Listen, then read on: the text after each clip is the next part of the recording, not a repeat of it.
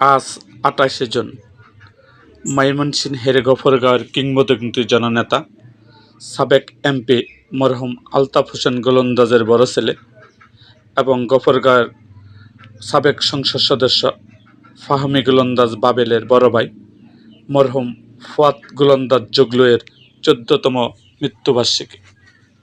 মৃত্যুবার্ষিকী উপলক্ষে মরহুমের পরিবার, বন্ধুমহল এবং স্থানীয় রাজনৈতিক নেতৃবৃন্দের পক্ষ থেকে তার স্মৃতির প্রতি গভীর ও বিনম্র শ্রদ্ধা জ্ঞাপন করা হয়েছে। ময়মনসিংহ শহরের অত্যন্ত প্রিয় মুখ এবং SHC ৯১ ব্যাচের ছাত্র ফাহমি গোলন্দাজ জগলুর এই প্রয়াণ দিবসে তার সহপাঠী ও শুভাকাঙ্ক্ষীরা তাকে স্মরণ করেছে। সামাজিক যোগাযোগ মাধ্যমে তার SHC ৯১ ব্যাচের বন্ধুরা গভীর শোক প্রকাশ করে লিখেছেন, মহান আল্লাহ পাক আপনি আমাদের প্রিয় বন্ধু মরহুম ফুয়াদ গোলন্দাজ জগলুকে জান্নাতুল ফেরদাউস নসিব করুন, আমিন। মরহুমের আত্মার মাগফিরাত কামনায় আজ গফরগাঁও ও ময়মনসিংহের বিভিন্ন স্থানে দোয়া ও মিলাদ মাহফিলের আয়োজন করা হয়েছে।